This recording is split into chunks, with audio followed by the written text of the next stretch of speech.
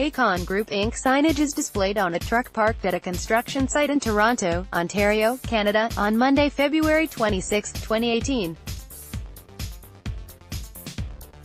Prime Minister Justin Trudeau's government has launched a full national security review of a takeover bid by China Communications Construction Co. for Aecon Group Inc., a Canadian construction company. Burston, Bloomberg The Trudeau government won unusually wide praise for its decision this week to veto the $1.5 billion takeover of Aecon Group Inc. by China Communications Construction Co. Limited, CCCC. The three national opposition parties all supported the decision, as did media and academic commentators on the right and left. Why does this leave me feeling uneasy? Certainly not because it was the wrong decision, or taken for the wrong reasons. A Toronto-based construction firm, Aecon is involved in a number of so-called critical infrastructure sectors: transportation, energy, telecommunications, that sort of thing. Current and prospective projects range from the Site C hydroelectric dam in British Columbia to nuclear reactors in Ontario to, until its withdrawal earlier this month, the Gordie Howe International Bridge linking Windsor to Detroit.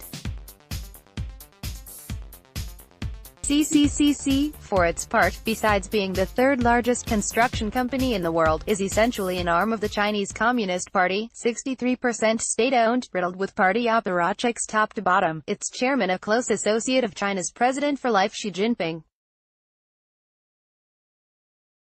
And China is, to be blunt, an adversary, as abusive of human rights on its own soil as it is of the sovereignty of other states. Long known for its aggressive use of espionage outside its borders, industrial and otherwise, China is increasingly prone to more open displays of its growing power, as in its construction of artificial islands in the disputed South China Sea, in brazen defiance of international law, and with the participation of CCCC, the issue here would seem to be less security than pseudo-security. Not opening yourself to espionage is one thing, but to the deal's more militant opponents, virtually any transactions with China would presumably be ruled out, so it is not a stretch to see how granting the government of China unfettered access to, or even control of, critical Canadian infrastructure might not be the soundest idea from a national security perspective. At a minimum, it opens the possibility that strategically useful information might be shared with the Chinese government. At the worst, and national security is all about worst-case scenarios, there is the potential for sabotage, or the threat of it. Once embedded in Canada, moreover, the company's movements would be difficult for the authorities to control or even track. Sensible countries do not leave themselves exposed to an adversary in this way, with their vitals, as it were, in their clutches. At any rate, such were the conclusions of leading experts on both national security and China, including two former directors of the Canadian Security Intelligence Service, Ward Ilcock and Richard Fedden, and former ambassador to China David Mulroney. American intelligence officials have also made their concerns known. So the government was surely right to refer the takeover for national security review earlier this year, and right again, having been advised against it, to nix it. On national security grounds, that is. Alas, much of the opposition to the sale seems motivated by other, less defensible concerns. If not as nakedly protectionist as that of the 20,000-member Canadian Construction Association, which opposed the deal on grounds that a Chinese-owned Aecon might undercut them on construction bids, they nevertheless rely heavily on the rhetoric and assumptions of economic nationalism to make their case. Aecon Group Inc. signage is displayed on a truck parked at a construction site in Toronto, Ontario, Canada, on Monday, February 26, 2018. Prime Minister Justin Trudeau's government has launched a full national security review of a takeover bid by China Communications Construction Co. for Aecon Group Inc., a Canadian construction company.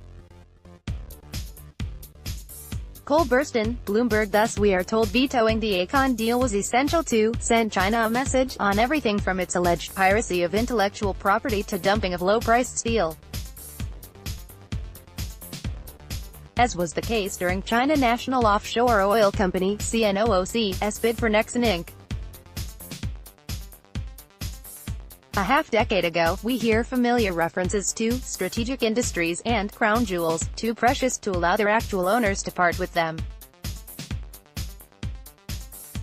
Somewhat less crudely, we are reminded once again that, as a state-owned enterprise, CCC does not play by the normal market rules. This is true, they generally overpay for assets. That ought to be a concern for the citizens of China, who are footing the bill for these subsidies. It is less clear why it should be a concern for Canada, or why the target firm's Canadian shareholders should be deprived of the premium they might otherwise expect to be paid. The issue here would seem to be less security than pseudo-security. Not opening yourself to espionage is one thing, but to the deal's more militant opponents, virtually any transactions with China would presumably be ruled out, no matter how beneficial to Canadian interests, so far as they also expanded China's economic power and influence. What's good for China is, on this reading, bad for Canada, by definition. Adherents of this school will presumably be overjoyed to hear of China's predictable displeasure with the Aecon decision, insofar as it might put into doubt the prospect of a Canada-China free trade deal. The same risk had sections of the business community believing that the Aecon deal be allowed to proceed, legitimate security concerns or no. Each makes the same mistake, of equating trade with appeasement. We can still trade with an adversary, even sign a free trade treaty with them, notwithstanding our concerns about national security or human rights. Certainly there is little to be gained by not doing so, especially as other countries will. We will not improve either situation by imposing a one-nation trade embargo upon them. But neither should we be willing to sacrifice these concerns to get an agreement.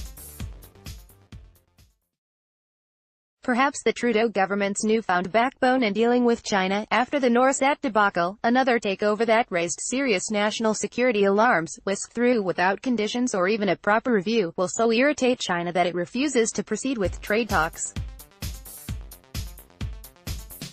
So be it. National security is the proverbial deal-breaker.